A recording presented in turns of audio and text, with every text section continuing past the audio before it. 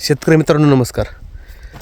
तर आपण आज ज्या बागेमध्ये आहोत त्या बागेमध्ये आज सध्या कंडिशन अशी आहे, ही बाग धरण्याच्या अवस्थेमध्ये आहे असं शेतकऱ्यांचं म्हणणं आहे.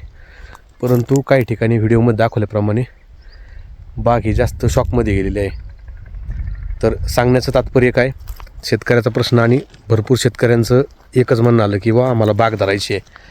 तर धरण्याची परिस्थिती बागेची आहे. शेणखत बेसल डोस वगैरे काही घातलेला आहे त्यांनी त्याला, परंतु बाग हे बागासाठी जी काही जमीन त्यांनी सिलेक्ट केलेली आहे त्याच्यामध्ये रान हे 3 प्रकारचं आहे. एक ठिकाणी चांगल्या प्रकारचं, दुसऱ्या ठिकाणी मध्यम स्वरूपाचं आणि तिसऱ्या ठिकाणी एकदम हलक्या स्वरूपाचं. जिथं हलकी आणि खडकाळ जमीन आहे त्या ठिकाणची झाडं ही लवकर सुकलेली आहेत.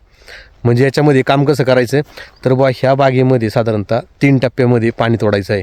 जिथं चांगली जमीन आहे तिथं पाणी हे लवकर तोडायचं आहे आणि जिथे मध्ये समजा 2-3 लाईन असतील किंवा 4 झाडं असतील किंवा एका लाईनला 10-20 झाडं असतील, तिथून पुढं कॉक सिस्टम करून आपण ती झाडं पाणी कमी केलं पाहिजे आणि त्या झाडांना पाणी जास्त दिलं पाहिजे.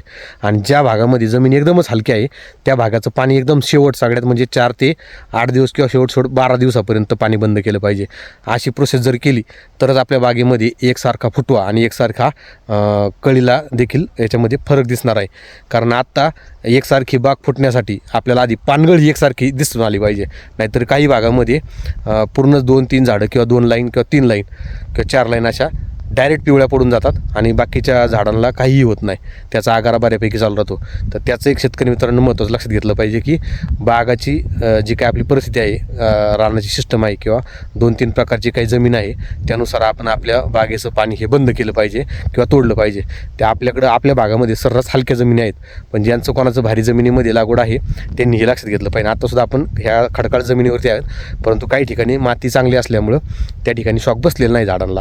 आणि ज्या ठिकाणी आपण गेलतो आता मला व्हिडिओमध्ये दाखवतोय त्यानुसार जास्त झाडं पिवळी पडलेले आहेत. तर त्याच्यावरती एकच सोल्युशन, पाणी हे व्यवस्थितरित्या जमिनीची प्रतवारी पाहून पाणी कमी जास्त केलं पाहिजे, तरच आपल्याला ती बाग एकसारखी फुटायला मदत होईल. नाही तर जास्त झाडं शॉकमध्ये गेल्याच्यानंतर त्या झाडाची काडी सुकते, इतरेल मारल्याच्यानंतर काडीच वाळून जाते, पूर्ण फुटवा होत नाही व्यवस्थित झाडांना. तर याची देखील आपण काळजी घेतली पाहिजे.